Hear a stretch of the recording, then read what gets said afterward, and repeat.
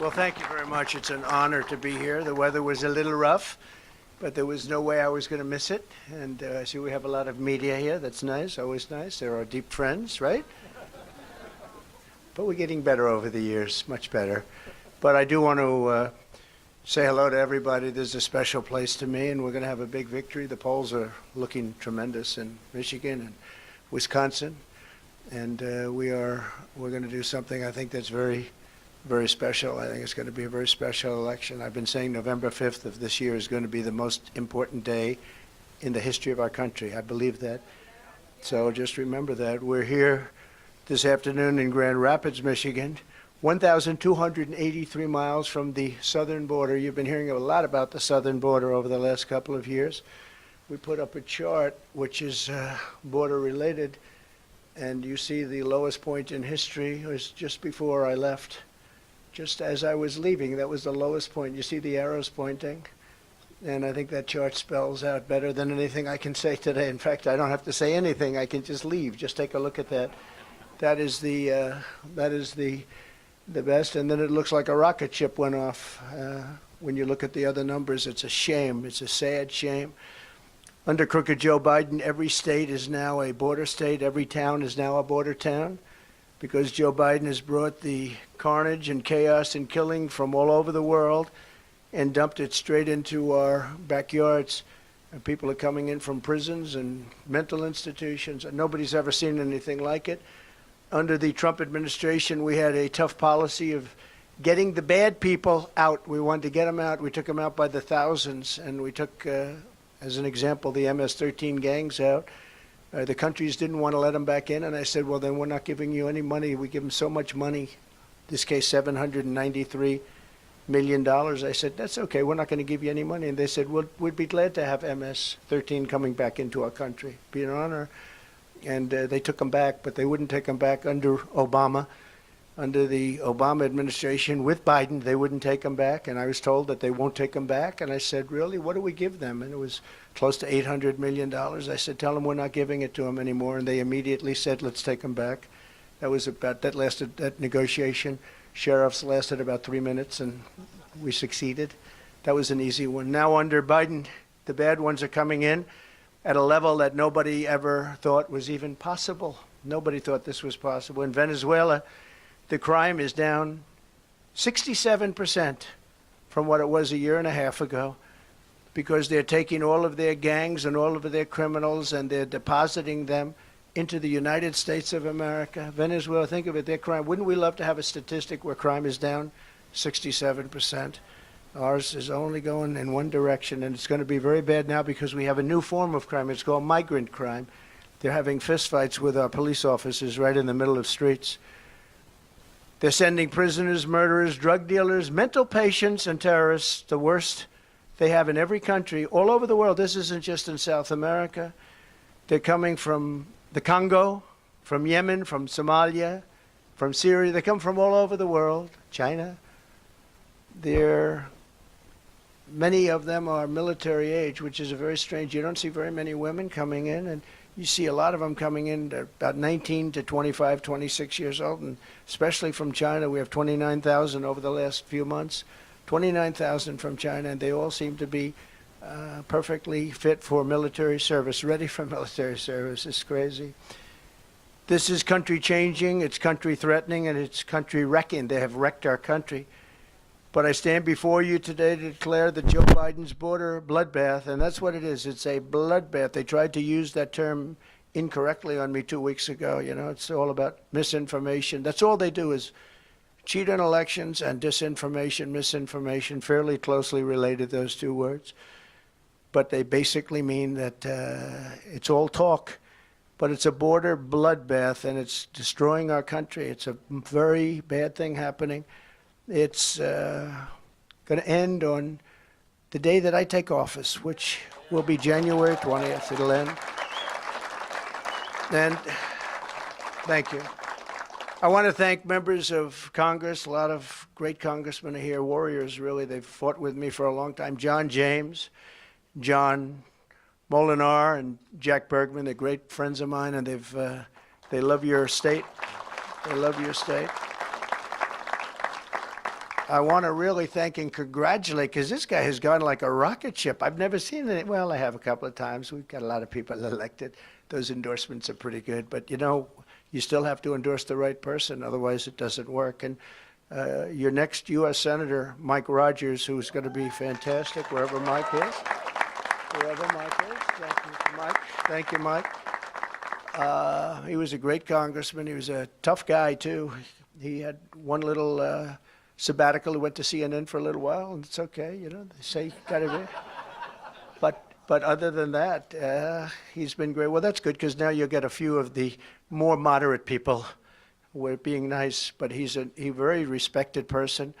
He's the one we wanted. He's the one that decided to do it, and he's going to be I think he's going to be a fantastic U.S. Senator, always respected at the highest level. And he was always fair to us, too. When he did his television thing, he was always fair, strong, fair. I also want to thank Michigan Senate Republican leader Eric Nesbitt. Where is Eric? I think you're around here someplace, Eric. Good. Great job you're doing, Eric. Michigan House Republican leader Matt Hall. Matt. Good. They stand right in the middle, those guys. Former Detroit Police Chief James Craig, good guy too, good guy. Good guy, knows his way around and has done a great job. Thank you very much. We have great support. I think he just supported Mike, actually, didn't he? Did I hear that? That's a big endorsement. That's a great endorsement. Thank you, James. Second best. Yeah. Well, thank you. Actually, Mike went up 61 points. Can you imagine that? He went up 61 points, and that's really. That's quite a raise. It went up in one night, and I think that primary is over. I think he's focused now on the Democrat, and the Democrat's a radical left lunatic and doesn't represent what Michigan stands for, I can tell you. Doesn't represent the auto workers. Wants to do the all-electric cars all over the place that are all going to be made in China, and very bad. So I think that Mike Rogers is going to have tremendous success against her. Former Michigan Attorney General Bill Schuette, and thank you, Bill, very much. Thank you. And many other distinguished guests. We got a lot of people here, some ex-congressmen, some congressmen. I'm not going to go into it because we want to get down to business. We want to just get our country going again. We want to get the border closed, or we want to have people come into our country, but come in legally, right? Legally. Moments ago, I met with an incredible group of local law enforcement leaders to discuss how Michigan communities are being ravaged by a new form of crime, and that's the migrant crime that we name it. It should be called Biden migrant crime, but that's too long. But you'll always remember it was Biden that gave it to us. 11 days ago, right here in Kent County, a 25-year-old Michigan woman named Ruby Garcia, who's become a very well-known name, beautiful young woman, was savagely murdered by an illegal alien criminal. Under the Trump administration, this monster had been deported, thrown out of the country, wasn't going to be able to come back because you just have to look at the charts. It was very, very hard to get in. But he came back, and we threw him out of the country, and crooked Joe Biden took him back and let him back in and let him stay in, and he viciously killed Ruby. The illegal alien charged with Ruby's really heinous killing, and this is somebody that had many, many arrests, including for some very bad crimes that he committed. And he was set loose to roam our streets, and in this case, set loose to roam in Michigan by politicians that are left and weak and stupid. On March 22nd, he shot 17-year-old Ruby. Actually, she was a beautiful, beautiful young woman. Ruby Garcia was shot multiple times with an illegally obtained handgun. Her body was dumped on the side of a highway, left to die, actually. Had a little life left to die. And Ruby passed away, and it's been a big story because it's so horrible. Some of these horrible stories, there's so many of them, you could go on for days, but some of them just, they resonate so much more for whatever reason. They're all so horrible, and there's so many of them. Now Ruby's loved ones and community are left grieving for this incredible young woman, remembering what they called her. They said she had just this most contagious laughter, and when she walked into a room, she lit up that room. And I've heard that from so many people. I spoke to some of her family. 2 months ago, another illegal alien criminal was sentenced in Kent County by executing a 22-year-old Grand Rapids woman while she was in the car with her 1-year-old baby, shooting her at least 5 times all over with a rifle at point-blank range, while the killer was wanted for outstanding attempted versions of various forms of strangulation. They were looking for this particular killer all over the country. He was allowed to come into our country by a very weak border policy. And just a few weeks ago, I met with the grieving family of Laken Riley. You know Laken, she was incredible. Top of her class, everything was the top. She was the top of everything. She was incredible. I met the parents, incredible people. The 22-year-old nursing student in Georgia who was barbarically murdered by an illegal alien animal. The Democrats say, please don't call them animals. They're humans. I said, no, they're not humans. They're not humans. They're animals. Nancy Pelosi told me that. She said, please don't use the word animal, sir, when you're talking about these people. I said, I'll use the word animal because that's what they are. I'll never forget my vow to her wonderful mother, father, and sister 2 weeks ago. And I said, I will deliver justice for Laken. I said that, and now, today, I'm adding something. It's going to be for Laken, and it's also justice for Ruby. We're going to deliver justice for Ruby. We're going to watch what happens with this thug. We're going to watch what happens. And we have all the law enforcement behind. They're going to be watching what happens to this thug. He's not going to get away with it. So many people get away with it. They say, oh, let him go, let him go. I'm the only one that has to put up a bond. You know, I put up a bond. I didn't do anything wrong. I had to put up a bond this morning for $175 million. I did nothing wrong. They can shoot somebody, kill somebody, and walk out of jail an hour later. How about that? Do you think that's a fair policy? That's called radical left. But not one more innocent life should be lost to Biden migrant crime.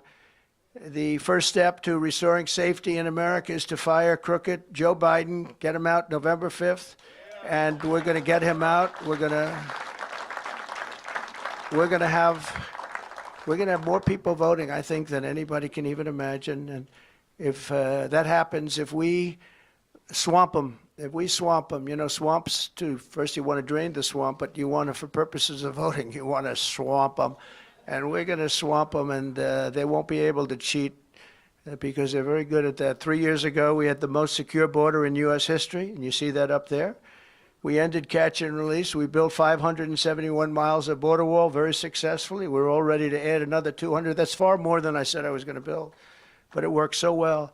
We got Mexico to send 28,000 soldiers. For those people to say Mexico, oh, they didn't give the wall. They didn't give the wall. They gave more.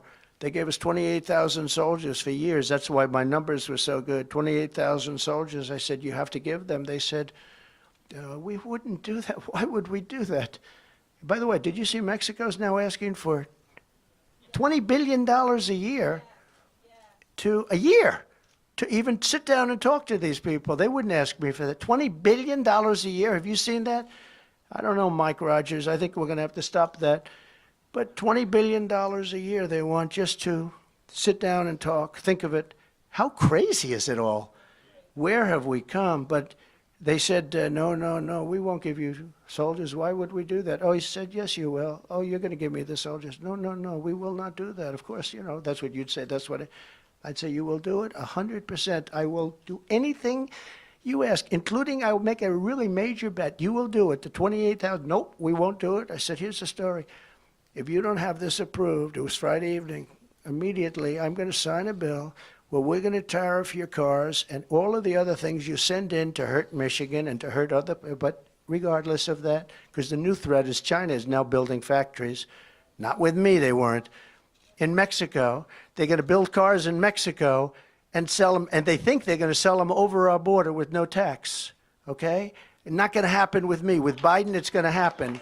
And Michigan and the United Auto Workers will be totally out of business. They're the biggest car plants anywhere in the world. And they're building them in Mexico. A friend of mine builds plants. That's all he can do. He can't walk across the street, but he's the greatest builder of car plants. If you ask this guy, Who won the game last night? I don't know. I couldn't care less. All he can do is build plants. He's unbelievable. I said, I want to take a look at some of the plants. He said, okay, are you ready to go to Mexico? So that was bad enough. Then he said, because China is building the largest plants anywhere in Mexico, right along the border, and they're going to make cars. They're not doing it with me. With me, they're going to be tariffed to a level that those cars will not happen. They can't do this to us. They've already done, and whoever heads the auto workers, United Auto Workers, should be ashamed of himself, approving the electric vehicles, all electric. It's the craziest thing. They don't go far. I was just telling the people in the back, I was going to use folks, but I don't like using the word because Biden uses it at every single speech. Hello, folks. You know, it's like a nervous habit with him. Hello, folks. Thank you, folks, folks, hundreds of times. So I just sort of put that out. So, but I was telling the people behind me, it would have been a nice time to use that term too. But I said that, you know, when you look at all of the horrible decisions that have been made, but this decision with the electric vehicle, I mean, outside of allowing prisoners and mental institution people and terrorists into our country with no checks, no nothing, no checks, no nothing, by the millions and millions, the electric vehicle one is one of the dumbest I've ever heard too. Because I was in a beautiful place called Iowa, and we had the Iowa primary, which I won by the highest number in history, by the way, which we're very happy about that. By double the highest, actually. We had double the highest, the best margin, doubled. Anyway, so I love it. But it happened to be a little cold that night. It was 40 degrees below zero. And there were more electric cars. I said, what are all those cars doing all over the streets? They're electric cars, sir. They don't work in the cold. So they're going to have to do a little business first. And I want them people to buy an electric car if you want one. But I want them to be able to buy every other form of transportation, I want you to use gasoline a lot because we have more gasoline than any country anywhere in the world. So we're playing into China because they're going to make all the, that's what they have. They have that. We have gas. We have gasoline. We have oil and gas. We have gasoline. And I said, isn't it a shame? We play away from our strength and we play right into their strength by doing this. And the first day, I promise you, I will sign with the electric vehicle mandate is gone. If you want an electric car, you can buy it, but you're going to be able to buy every other form of push, every other form of car and engine and motor that you want, and you're going to have it, and the car companies are going to have to go back. You know, I don't know if you know it, the reason the car companies, the massive subsidy that this country is paying to try and get these cars sold. We have hundreds of thousands of cars, electric. They can't sell them. People don't want them. And you got to go with the market. We've sold about 5% of our cars are electric, and that's fine. I think they're fine if you like to go short distances. If you want to take a trip, I don't think you want to do that. I don't recommend electric. Maybe someday they'll be able to do it, but right now they're not even close. So we're going to end that immediately. We're going to end it day one. But we had remain in Mexico. Think of this. We had the 28,000 soldiers, and when I said I want them now, we had them the following week. We had that's why our numbers are so good. But we have remain in Mexico, safe third country agreements, asylum bans, Title 42. When people were sick, we don't want them coming into our country with contagious diseases, and they have it. And all of a sudden, you see these contagious diseases spreading, and everyone's saying, I wonder where they came from. I can tell you where they came from. And we had what's called a rapid removal policy, very rapid removal, like how about the following day and even that evening. And all of that's been ended by crooked Joe Biden. It's just so sad. And that's why you see the numbers on the chart where they look like the rocket ship. Joe Biden and his party came in and they blew it all up. Everything was, all the things we did in so many other ways too, with trade, so many things. We took in hundreds of billions of dollars from China, and they're soft on China. They're soft on everybody but me. They're very tough on me. They are soft on everybody, but they're tough on me. But that's okay. It's going to all work out very nicely because the people of this country understand it. You can't interfere with elections like they do. And it's the only thing he's got going, if you think about it. The border policies are horrible. All of his policies are horrible. You look at inflation, inflation's through the roof. No matter what money people are making, the inflation is better unless you quadrupled your salary. The inflation is just destroying people in this country, where bacon is up 3 and 4 times, where the food prices are so bad, the energy prices. And by the way, energy is going up again, in case you haven't noticed. Fentanyl and opioid deaths in your state are up 32%, and deadly drugs pour across the border at levels that nobody's ever seen before, steering thousands and thousands of these vats of poison right into Michigan lives. And once peaceful, suburban Michigan is really now, you're under an invasion, and there's no way you can vote for this guy. I mean, look, I don't want to be too casual about it. There's no way you can vote for this guy. You see what I see, and there's just no way. If he makes it to the starting gate, which I find it hard to believe, but if he does, there's just no way. We have to get law and order back. These are the best people in the world. They will know. The sheriff's behind me, and this is in all states. Somebody said, how will you get these criminals out?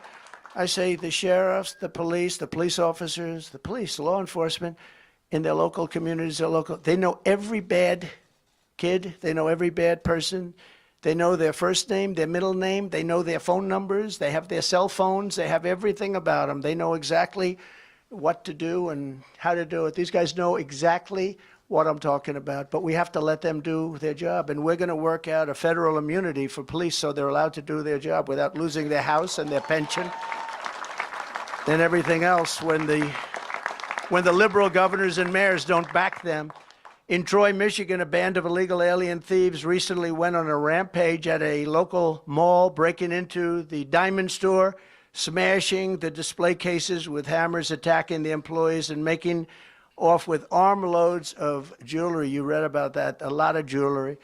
Oakland County organized squads of illegal alien gang members are helping, and they're hiding all over and breaking into rural communities. They're hiding in bushes, actually. They say they hide in bushes, and then they break into a house when the people leave, and sometimes when the people are there, which is probably worse.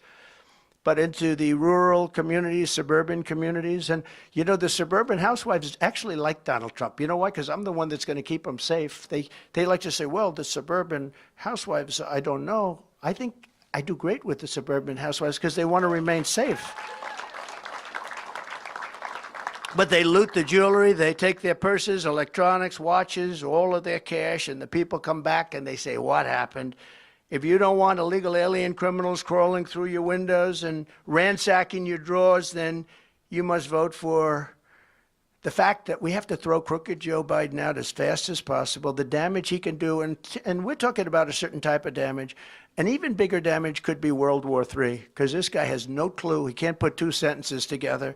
And he's dealing with Putin, and he's dealing with President Xi, and he's dealing with Kim Jong-un, all people I know very well. We were under no threat from anybody until this guy got in office. Now they're talking nuclear all the time. We didn't talk nuclear. I rebuilt our nuclear power to a level that nobody has, but you don't mention it and you don't talk about it. But now Putin's talking about it, and now Kim Jong-un again is talking about it. You had 4 safe years. You were safe because they respected your president and they respected the United States of America. And now you're not safe, I will tell you. We could end up in World War III with this lunatic. In various counties recently, 3 illegal alien migrants were arrested for soliciting sex from children, yet the radical left-wing governor, Gretchen Whitmer, a real beauty she is. I had to deal with her in COVID. She was the only one that was able to go sailing was her husband, right? Her husband went sailing and everybody else is locked in their house. How did that work out? Not too good. But she's now pushing Michigan families to accept $500 a month to take illegal aliens into your homes. They don't say this for our veterans that are on the street. They don't say this for other people, but they say it for migrants coming in because they want them to vote, probably. In other words, Biden and Whitmer are stealing your money to give free housing to illegals and then asking you to quarter these people, put them in your homes and feed them and do everything else. And it's just, the whole thing is so crazy. And she's a terrible governor, by the way. Your streets are bad. Everything's bad. She used to come to the White House. She was so nice, and then she'd go say, I don't like that man. I say, wait a minute, I was very nice, wasn't I? But when I'm president, instead of asking you to cram illegal aliens into your homes, I'll tell you that the illegal alien trespassers, they must go back to their homes. They have to go back because no country can withstand this invasion. There isn't a country in the world that can, I don't care how much money And we don't. We owe $34 trillion. There's no country in the world that will withstand the cost of this, and maybe more important than actual dollar cost, the cost that it's doing. It's wrecking our civilization. It's destroying our country. On day one, I will seal the border and we'll begin the largest domestic deportation operation in the history of our country. And if other countries say they won't take them back, we're not going to take them back. I will say that, yeah, here they come. You're just going to hold on to your britches, because here they come. They're coming back.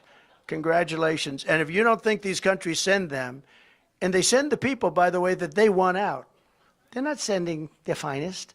They're sending people that they want. That's why they come out of jails and prisons. That's why they come out of the mental institutions and insane asylums.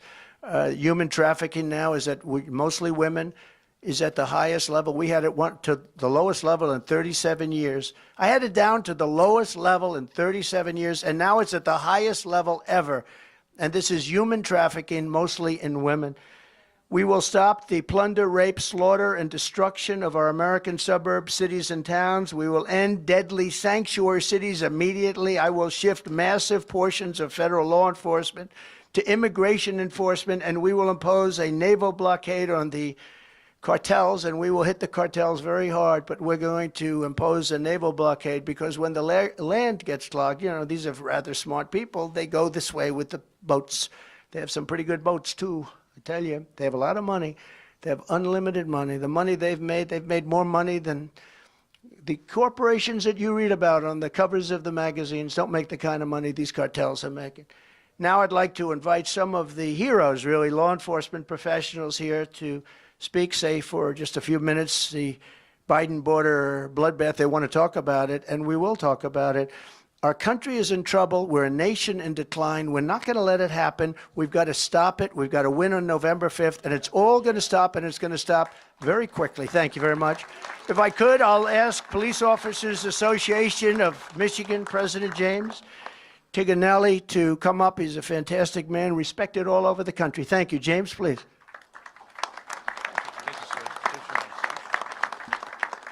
What an honor to be here, and with all these leaders of law enforcement and Congress, but with you here, waiting for the next trip up to D.C. with you. I wanted to tell you a little bit about recruiting, retention, and what the life of the police are like right now, that we know you were going to fix for us, because you did the last time, just because of how you feel about us. 45 years ago, 45, yeah. Number sounds familiar, right? 45 years ago, when I hired on at the job, 2,000 people would apply for 200 positions. Right. Because this job of deputy sheriff and police officer was a very honorable job. The guy down the street, you all knew where they lived, you all looked for them for leadership. And nowadays, and let's say the last 10 years, we can't get enough people to fill the vacancies. The academies are empty. Nobody's coming along. And we can't get enough candidates. So why does that happen? It's not because there's no desire, it's because of recruiting. Right. And recruiting, to me, was always the grandpa, Uncle Joe, who was a police officer. Maybe he was the baseball coach that was a cop during the week. He was the guy that you respected. I didn't come from a law enforcement family, but I came up as a law enforcement officer because they were important to me. On the east side of Detroit, you needed to have a few friends in the PD. The 48205, this is now the most violent zip code in America, I believe. That's where I was at. But there's no way we can have a president of the United States that allows 3 million people a year or more, I'm sure, to come across to come out of our country illegally. We can't allow that to continue. It's those who enter, they do so in the light of day. They do it by pushing aside our National Guard. Then they're handed a gift card, they're handed a telephone or an iPad, transportation to anywhere in the U.S. that they want to go. And then you want to tell these law-abiding people that are here, you have to obey the law. There seems like there's no real reason to do that anymore. And that's made it very hard to be policing, because people look to us, the law-abiding people look to us, but they're saying, what about that person? What about that? As you've talked about here today. My mom used to say it takes the wind out of your sails. You just kind of, everything calms down and it's not so good. The felons that we arrest become misdemeanors, and then they become no bond, and then they become free guys really before we get our car cleaned out at the end of the shift. Why would you expect people to obey the law when millions are rewarded for disobeying it? I don't know how many officers must get injured or killed, or worse, the civilians out there that are injured or assaulted or killed and assaulted. We've heard about a couple of them here tonight. I know that we can fill these vacant jobs with good people. I know they're out there. I know we can recruit them, but we need a commander-in-chief that will give them just simple due process. You've talked about some of the things that are important to us, but they just need to know they've got somebody behind them a little bit instead of trying to push them backwards, pushing them forward. I think that'll help to restore the honor to this job that was once such an honorable one. I can promise you that our guys will put that suit on and go out and do the job for you. They really will, and they'll be better for all of the people in this room when that happens. We always were what stood between law-abiding citizens and chaos. You hear about it all night. You've talked about it here today. Instead of those efforts to make the United States look weak and poor and average, we need you. We need you to make America look great again. And I know you have that. I know it's there. Last week when you went to New York and you attended the viewing of Jonathan Diller, I just wanted you to know that that brought honor to every police officer, every deputy sheriff, every law enforcement officer. Wherever we were in this country, when we saw what you did, it was like, that's cool, that's us, that's a boost for all of us. It was so good. I hope that you'll consider with the Congress and the Senate here that we have that you'll support legislation to make a death penalty for killing a police officer while on duty. And I'll leave you with this. We supported you, we endorsed you in 2016. We were the first guys in Michigan. And you sent me a little video, and we still have it. We were proud to do it. We were there in 2020, and I'll tell you, we're here in 2024, and today, on behalf of 12,000 law enforcement people that the Police Officers Association of Michigan represent, we want you to accept our endorsement for President of the United States. Very important. You got it. You got it. Thank you for the time. Thank you very much. Wow. Thank you very much. That's very nice. That's a great honor, and thank you very much. And we will make you proud. We will make you proud. I do want to thank the family because I met with Stephanie. That's Jonathan's beautiful wife, Jonathan Diller, and I met with the whole family. These are incredible people. What happened to Jonathan should never have happened, and they were just devastated. But the spirit and the love and the numbers of police that were there, and firemen, firewomen, the number of people that were there was incredible. It just was incredible, but that's an incredible family, so we send our love. I said to Stephanie, he will not have died in vain. So, but I thank you very much for the endorsement. Thank you. So, if I might, we're going to do this very quickly. Sheriff Daniel Abbott, as you know, Van Buren County, highly respected, and he's going to say a few words. Thank you, Daniel. So I'll make this pretty brief. I was asked to hit on how the open borders are affecting us here in southwestern Michigan. Our county is actually on the southwestern part of Michigan, only Berrien's below us. I ran some numbers yesterday in our jail facility. 40% of our inmates in our jail in Van Buren County have out-of-county residency. Out of the 40% that do not live in our county that we're feeding every day, 10% of those have addresses from Mexico or Guatemala. Put that in perspective. We are a rural community.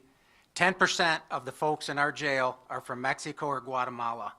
They're not in our jail by coincidence. We didn't just see them walking down the road and saying, you know what, I don't think you belong here. They're in our jail because they committed crimes. If you look at the heinous crimes that they committed, the one that really jumped out at us is all the violent sex crimes. And it's not just against adults. It's against our children as well in our community, and that's appalling. To go even further on that, with the open borders the way they are, when President Trump was in office, our narcotic unit was buying a ball of meth, which is 3.5 ounces of meth, for $300 to $350 for a ball. As of this past week, A ball is $85 because the market's flooded by the tons coming across the open borders and semis. And when I say tons, I mean tons. It used to be a thing of the past, or it is a thing of the past, folks doing, making the meth in their own residences. They don't do it anymore because the cartel's bringing it in by the tons. They're not having to make it inside their residences, hence the cheap amount that's going out and the amount that's on the street. It's disturbing. I've got a few bullet points I want to really drive home to you folks. Career law enforcement officers have faced incredible challenges these past 4 years for several reasons. The drastic rise in fentanyl as well coming over the border has touched just about every family in southwestern Michigan. You guys all see it on the news on a regular basis, all the ODs and domestic situations that we handle in law enforcement. We handle roughly 2 overdose deaths a week in our county. Keep in mind, our county is only 76,000 population. So at least twice a week, we're handling those. And those are numbers I ran yesterday. I just didn't make those numbers up. That's disturbing. It's getting in our schools. It's getting in our children's hands. It's very disturbing. It's killing our kids. It's poisoning our communities. It's making the jobs of law enforcement professionals much more difficult. The open southern border is the heart of lawlessness and crime you're witnessing. Make no bones about it. We need leadership at the national level that is willing to solve this crisis. President Trump, without a doubt, is the leader we need to get the job done and get America safe. Thank you.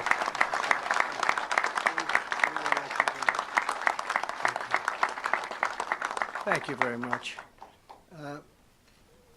Allegan County Sheriff Frank Baker to say a few words, please. Frank? Thank you, Frank. Thank you, Mr. President. It's truly an honor to be here today and talk about something that's very near and dear to my heart, as well as my fellow sheriffs, and that's safety within our communities. And one of the biggest things that we're facing now, and Sheriff Abbott mentioned it, is the crime, the level of crime we're seeing, but the amount of narcotics, the illegal narcotics, whether it's methamphetamine or fentanyl, it's devastating our communities. And something needs to be done about that. And the only way we can do anything is to secure the border. A lot of times people ask me, the border's a long way from Allegan County, and yes it is, but there's not a day goes by that's not impacting what happens in our county because of the amount of drugs that we're seeing. We used to be known as the meth capital of the world, jokingly people would say, because of the number of methamphetamine labs that we'd made arrests for. We don't make arrests for methamphetamine labs anymore. I mean, it's a thing of the past because the illegal drugs that we're seeing now, the crystal methamphetamine, is so cheap, as Sheriff Abbott had mentioned, it's cheaper to buy it than it is to make it. So we have a crisis on our hands and we need help. And part of that help is going to be securing our borders. So I appreciate you taking the time to meet with us today to talk about this important topic to us, because there are a lot of tragedies that are happening. You mentioned it with Ruby Garcia. In fact, a couple of our deputies made the arrest of the suspect in that case last month. So it's happening in our neighborhoods, even though the border is a long ways away and we need help. And so I appreciate what you're doing to help us and meeting with us today to talk about this concern. Thank you. Thank you, Sheriff. Great people behind me. Is Tom Homan here, by any chance? Tom? Tom Homan? Where's Tom Homan? Because I wanted to pay tribute to him. He is some man. And I know he was around here. I said hello. I said I might bring you up, but I'm not going to bring him up because he's not here. He had to get back to capture people. But I just want to thank Tom Homan. He has been so special. He's been so great on television. He's been so respectful of the job that we did as an administration. We had such great numbers, and we took over a tough situation, and we had great numbers. In 2016, I ran on the border. And in 2020, we did such a good job, I couldn't even talk about the border. The people would say, sir, they don't want to hear about the border. I said, no, we did a great job. We have to talk about it. Sir, they don't care. You fixed the border's great. You see the numbers up there, the border's great. Nobody cares about the border. And now we have today.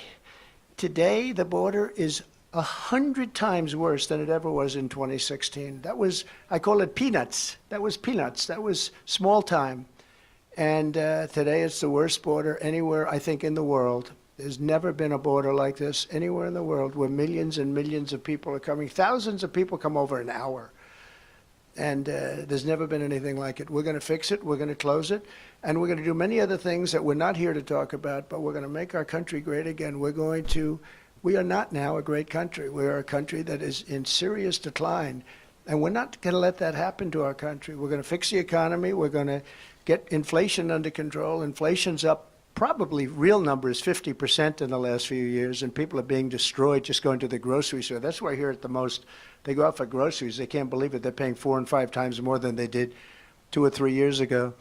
But we're going to fix our country. We're going to be respected again all over the world. I'm going to keep you out of World War III. We're not going to have World War III. Right now, the way we're going, you're going to have World War III.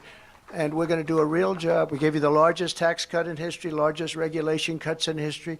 We took care of our soldiers. We rebuilt our military. We beat ISIS, and we didn't go into any wars. Everyone said, remember when Hillary Clinton said, look at him, he's going to get us into wars. I got us out of wars.